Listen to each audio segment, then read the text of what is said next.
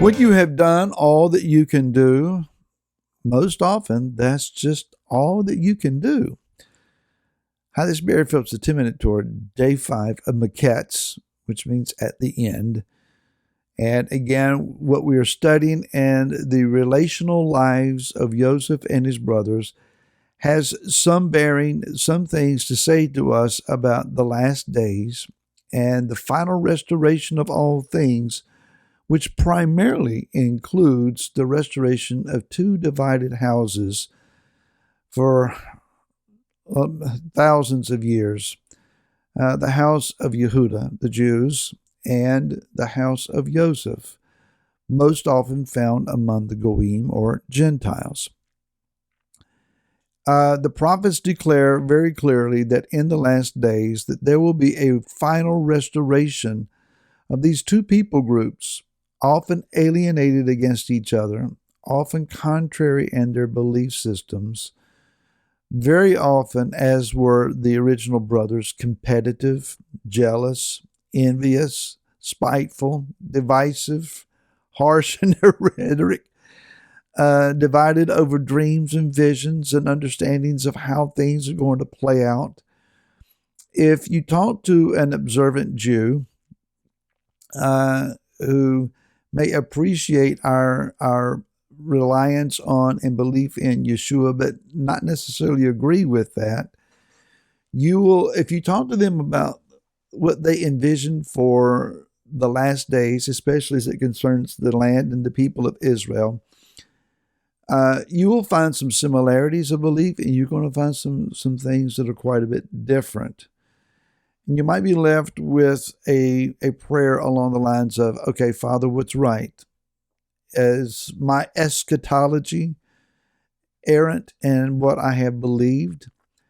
And finally, at the end of everything, no pun intended there, at the end, Miqqetz, we're going to see what things really are as they unfold and as they are played out. Our previous teachings and indoctrinations pertaining to the last days may in fact be as we have believed, but then again, we may be in for a few surprises.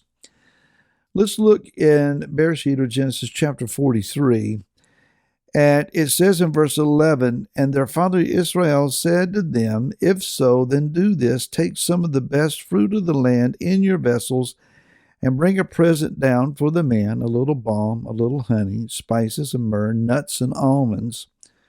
And take double silver in your hand, and take back in your hand the silver that was returned, and the mouth of your sacks. It could have been a mistake. And take your brother, that is Benjamin, and arise and go back to the man, and El Shaddai give you the compassion before the man, so that he may release your other brother, that would be Shimeon or Simon, and Benjamin, and if I am bereaved, I'm bereaved." Now, Yaakov, or as he is referenced here, his spiritual identity, Israel, he's a man that's been depressed and mournful and grieving for years. And he's at the end of it. The famine has worn him out. He doesn't know that there are 5 years left in this famine. 5 more years. And they're down to eating nuts, almonds, and honey. Maybe throwing a little spice in there for some flavor. But that seems to be their substance, their sustenance at the moment. And that's all that they have to present to him as a gift. So they're going to take this to Joseph as a gift to try to appease him, to soften his heart, to prepare him for any clarification of a misunderstanding. We don't know how the money got back in our feed sacks. We didn't steal it, and we brought it back here, and we will pay the extra price for the next load of grain that we're here to pay for. There is this understanding of we got to do what we got to do. The man said that if he didn't see Benjamin, there's no more trading, there's no more commerce here, there's nothing else I can do for you. So if Benjamin must go, then he must go. As I said in the opening line, when you've done all that you can do, you've done all that you can do.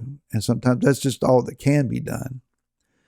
When it comes to a divided relationship, when it comes to a fractured congregation, when it comes to the body of Messiah at large in all of its various factions, divisions, and issues, there is only so much that an individual can do. Putting yourself in harm's way, putting yourself at a place where you're just walked on, trampled on, and taken advantage of just for the sake of making everybody else happy, I don't believe that Yah is asking us to do that. Sometimes we need to find out what the righteous stand is, take that stand in love, stand with a willing heart to work issues out and to have conversations that will bring healing.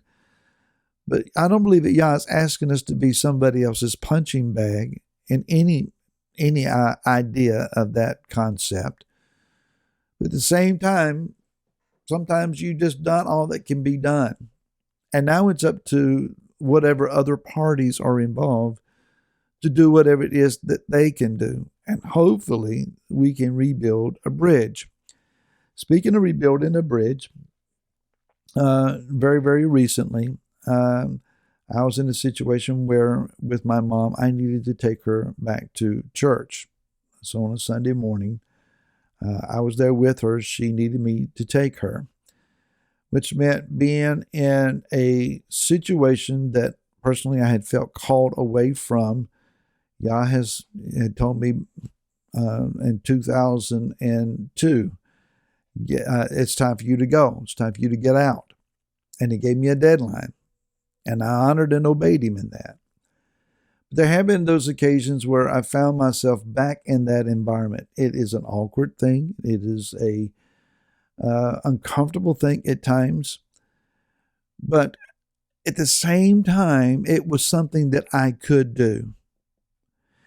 And in wrestling with the necessity of following through on this, what came to my mind is basically the voice of the Father saying, Barry, you're able to handle this. You don't have to go in and start hollering amen at whatever they're preaching. Honor your mom. Take care of your mom. Go be with her. Encourage her. Facilitate whatever she needs for her spiritual well-being. And you'll be all right. You can handle this. So that was a situation where I did what I could do. And I didn't come out defiled or tainted or anything, and it was okay. Nothing was said so out of the way that it blew me out of my seat. People were kind and friendly, and it was okay. Sometimes we do what is uncomfortable. Sometimes we need to do what is a bit of a stretch for ourselves. But on the other hand, isn't that what we're expecting from somebody else? We're expecting someone else to take larger strides than we are ourselves. We're expecting them to put extra planks in the bridge that maybe we helped tear apart. In the case of the brothers, they went back. They had a conciliatory attitude. They had a repentant attitude. They had an attitude of humility. And they were willing to do whatever it was necessary to do in order to have the end result of carrying food back for the family. In 5 years, they're not going to live well, if at all, on nuts and honey. It's just not going to happen. They need sustenance. They need substantial sustenance. They need something that is going to give them life. That is our goal, to have life, spiritual life. Be a healer, be a bridge builder, be a hand extended, take a larger step perhaps than what you're expecting someone else to take. May Yah be with you on this Shabbat. May He infuse you with His presence. May He enlighten your heart, your mind, your spirit with the power of His word. May He refresh and renew you and grant you shalom, Shabbat shalom. And we'll see you again next week.